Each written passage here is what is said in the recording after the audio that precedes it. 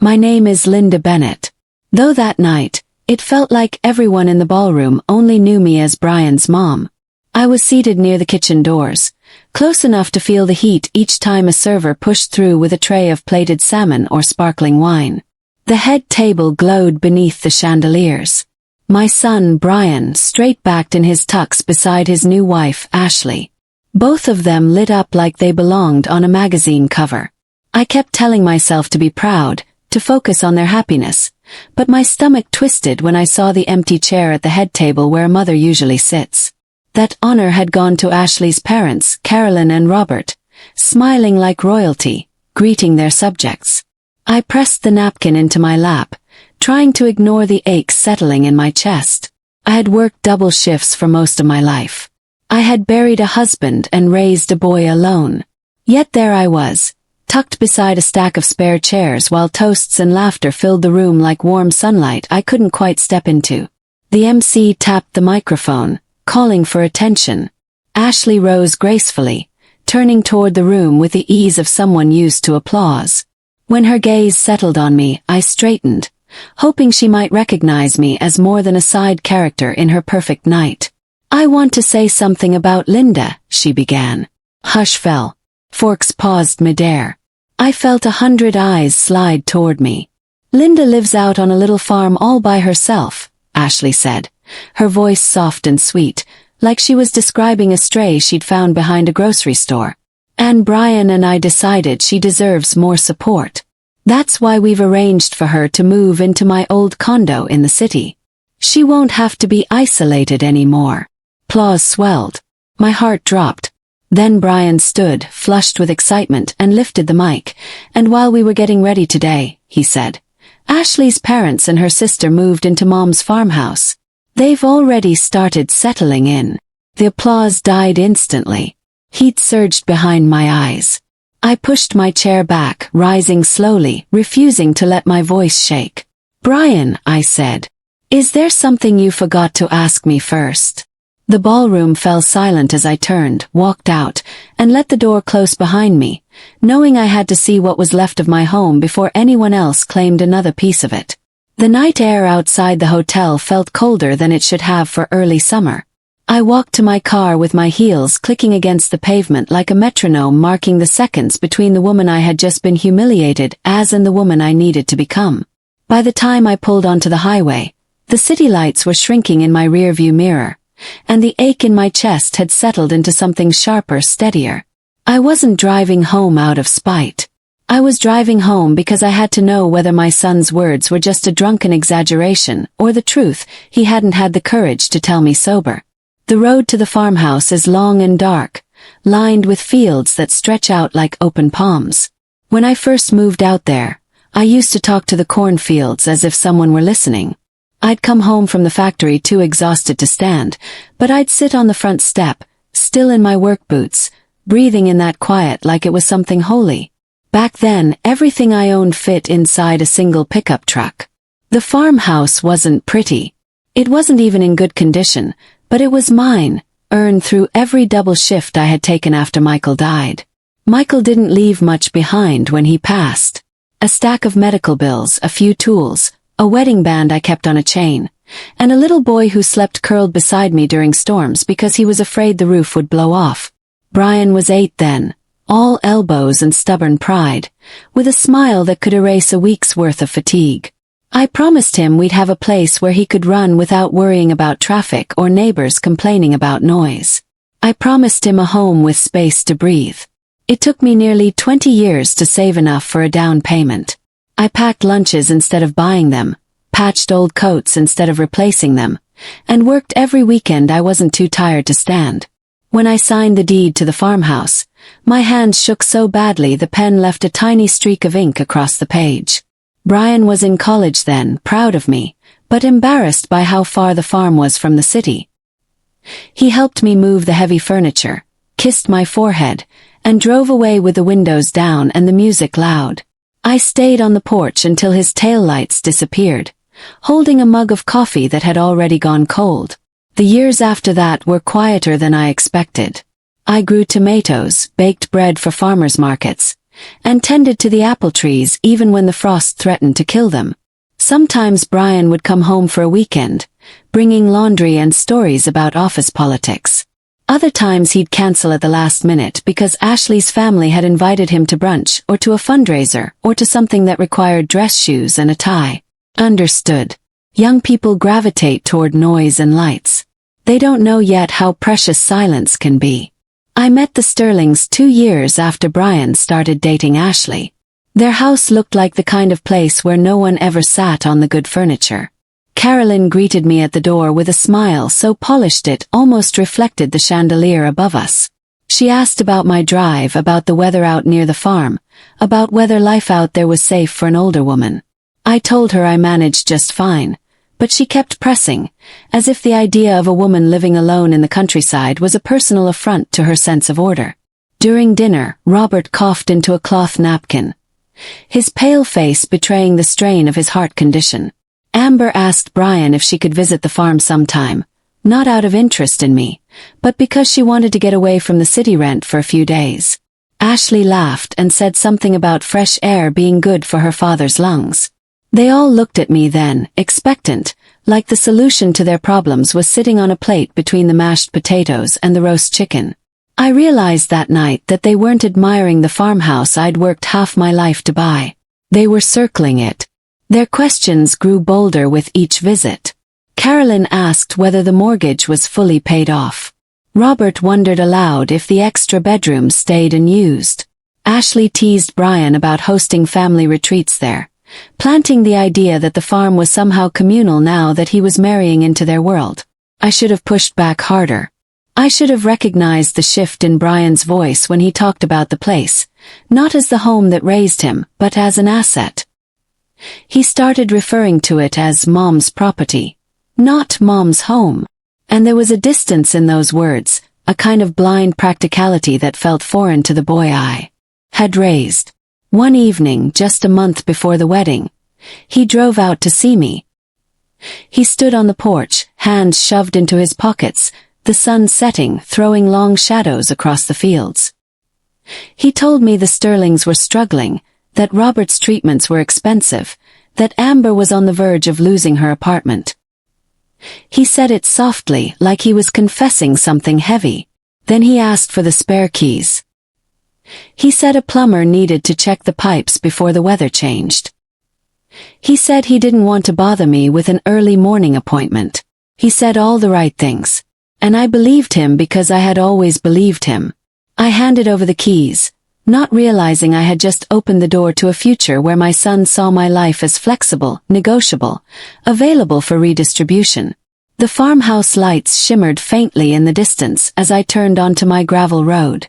Whatever waited behind that door, I knew the truth would change something permanent inside me. And I was right. The gravel crunched under my tires as I pulled closer to the house. From a distance, the farmhouse looked the same as always. Dark roofline, wide porch, a single porch swing that creaked whenever the wind pushed through. But as I reached the driveway, my headlights hit an unfamiliar SUV parked crookedly near the steps. A second car was half hidden behind the oak tree. My heart tightened. Brian hadn't been exaggerating. They were here. Every window glowed as if the place were hosting a holiday gathering I hadn't been invited to. I sat in the car for a long moment, gripping the steering wheel, listening to the engine idle. I didn't know what waited for me inside. Anger, confusion, or some polite version of entitlement dressed up as gratitude. All I knew was that my home, the place that had carried me through grief and loneliness and every quiet morning of the last decade, was no longer empty. When I stepped onto the porch, I noticed the door wasn't fully closed. A suitcase blocked part of the entryway. The welcome mat had been shifted sideways, tracked with dirt that wasn't mine. I pushed the door open and stopped in the doorway, stunned. The living room lights were on. Coats hung on the hooks beside the door. Coats I didn't recognize. My Afghan blanket had been pushed aside on the couch to make room for a stack of folded sweaters. The scent of brewed chamomile drifted from the kitchen. Carolyn appeared first, wearing a soft cardigan and holding a mug with both hands like she belonged there. Her expression barely flickered when she saw me. Instead of guilt, she offered a tired smile. "Oh, Linda, you're back early. We didn't want to disturb you during the reception." Robert needed to lie down. Poor thing. The drive was too much for him. Behind her, Robert rested on my couch with his shoes off, covered with one of my quilts. His breathing was shallow, but he lifted a hand weakly in greeting. Amber sat at the dining table with her laptop open, earbuds dangling around her neck, typing as if this were her dorm room. I stepped farther in, closing the door behind me. "Why are you here?" My voice was steady, even though my chest was tight enough to crack. Carolyn blinked slowly, as if she couldn't understand the question. "Brian told us you were completely on board with the plan. He said you'd be moving into Ashley's condo soon. We thought it would be easier to begin settling in now rather than wait." "That was never discussed with me," I said. She tilted her head gently, the way someone might correct a confused child. "But Brian explained everything. Your safety, the isolation, the maintenance on this place. We're doing what's best for the whole family." Amber closed her laptop with a little clap, stretching her arms. "This house is amazing, Mrs. Bennett. I already claimed the upstairs room with the big window. Hope that's okay. The view is incredible." I stared at her. She wasn't being cruel, just oblivious, sheltered by a lifetime of being told the world was already arranged for her comfort. "This is my home," I said. "You can't just move in." Carolyn stepped closer, lowering her voice like we were sharing a secret. "We're not trying to take anything from you. We only want everyone to be comfortable. Robert needs space and quiet. Amber needs stability. Ashley and Brian want to know you're safe. Surely you can see this is the most compassionate solution." Compassion. That word stabbed deeper than anger. I thought of every winter night I'd sat alone in this house, patching cracks in the walls, paying off medical debts, missing my son during holidays because he'd chosen to spend them with his family. No one had offered me compassion then. And now, when I'd finally built a life I could stand inside without shaking, they wanted to rearrange it to fit their needs. "You need to leave," I said. "Tonight." Amber scoffed and rolled her eyes. "Seriously?" Carolyn's smile thinned. "We've had a long day, Linda. This isn't the time for dramatics." The word hit me like a slap. I straightened, letting the years of exhaustion and sacrifice fall away until only resolve remained. "You have 48 hours, I said, my voice firm enough to silence even Amber. 48 hours to pack your things and go. After that, I call the sheriff." Silence spread across the room, heavy and electric. Robert shifted uncomfortably under the quilt. Amber's face flushed. Carolyn's jaw tightened as she studied me, finally recognizing that I wasn't the quiet, pliable woman they assumed I'd always be. I turned toward the stairs without waiting for their response. At the top, I paused just long enough to hear Carolyn whisper sharply, "Well, that was rude." Maybe it was. But it was the first time in a long while that my voice belonged entirely to me. I barely slept that night. I kept hearing footsteps downstairs, muted voices, cabinet doors opening and closing as if my home had become a rental house for passing travelers. At dawn, I sat on the edge of my bed, staring at the keys Brian had taken from me weeks earlier. I kept thinking of his face when I walked out of the wedding, a mixture of confusion and embarrassment, like he suddenly realized the script he'd rehearsed with Ashley's family didn't include a mother who might say no. When the sun finally rose, I drove into town and parked outside Stephen Parker's law office. He'd drawn up my deed years ago, a quiet man with gentle eyes and a desk cluttered with more paperwork than seemed manageable. When he saw me in the doorway, he stood quickly, concern softening his features. "Linda, what's wrong?"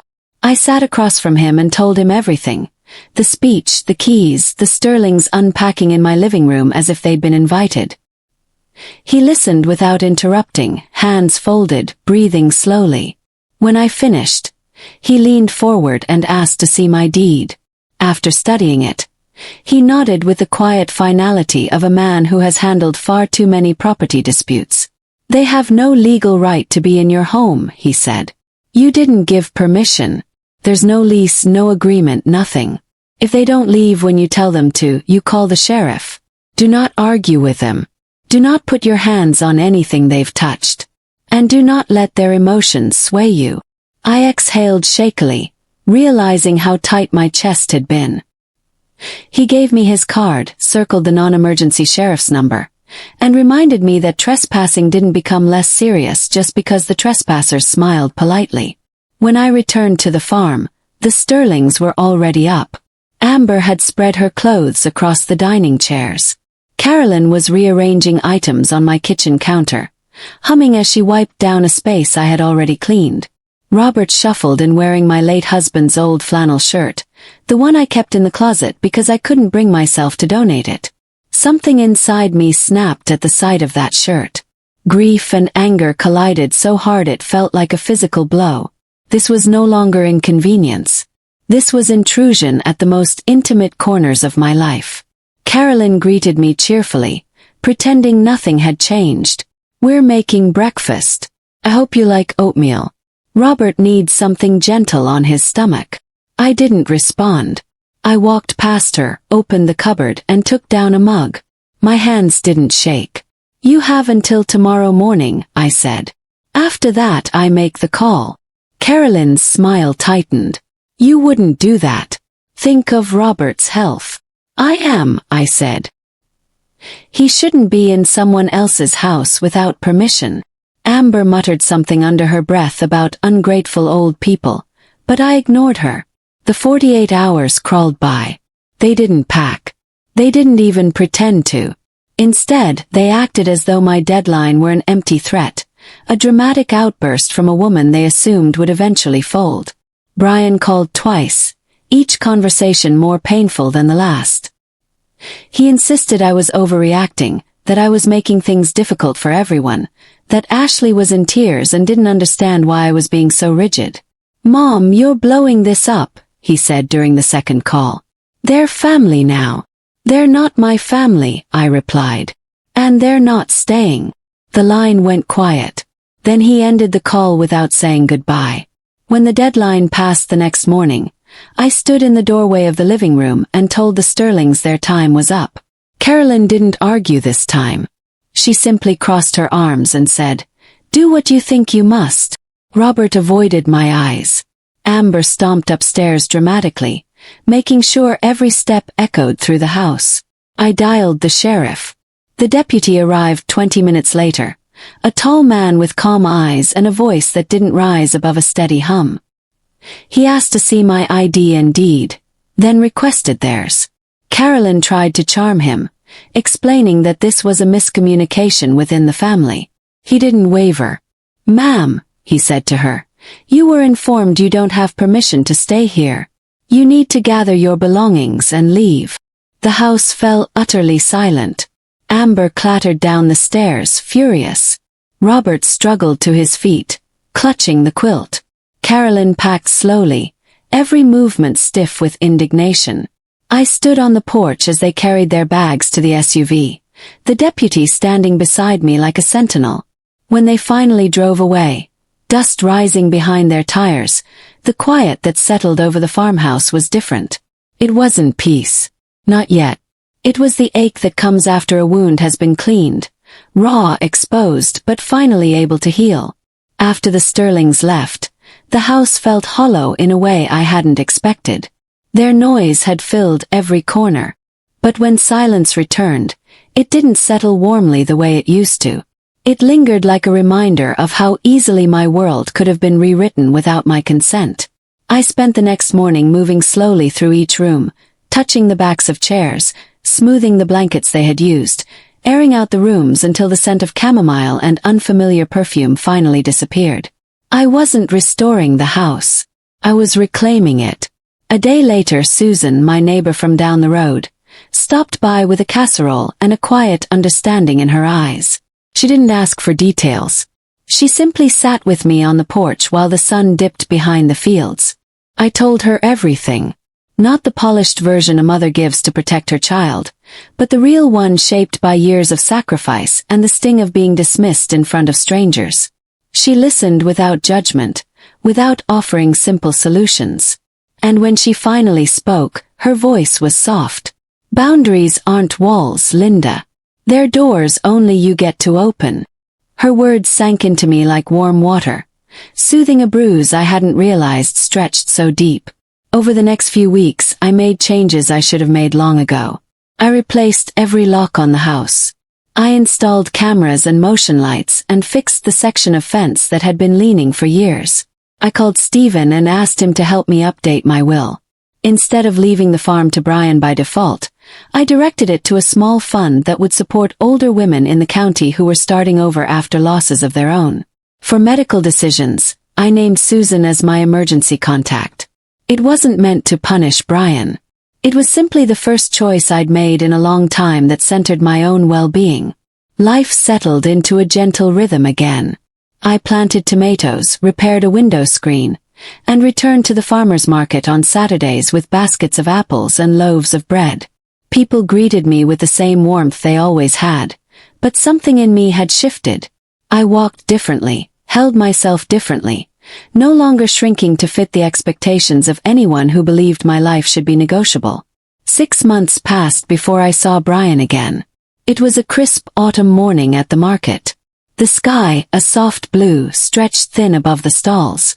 I had just finished arranging jars of apple butter when I felt someone standing quietly at the edge of my table. When I looked up, my breath caught. He looked older, tired around the eyes, shoulders drawn in like a man carrying more weight than his frame was meant to hold. "Mom," he said, barely above a whisper. We stepped away from the crowd and sat on a bench near the parking lot. For a long moment he couldn't speak. When the words finally came, they tumbled out as if he'd been holding them too tightly. "I messed up," he said. "I told myself I was helping everyone, but I wasn't listening to you. I thought you'd adjust the way you always have. I'm sorry for assuming your life was something I could rearrange." There was pain in his voice, the kind that doesn't ask to be forgiven quickly. I told him I loved him. That had never changed.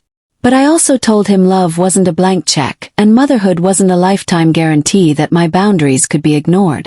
I didn't raise my voice. I didn't need to. Truth delivered gently can still be firm. He nodded slowly, accepting the terms of a relationship that would have to be rebuilt brick by brick. He hugged me before he left, a careful embrace that felt more like a promise than an apology. That evening, I stood on my porch, watching the last streaks of sunlight fade across the fields. The farmhouse breathed quietly around me, steady and familiar. For the first time in years I felt not only safe but sovereign. I hadn't lost my son. I had simply reclaimed myself. And that was enough.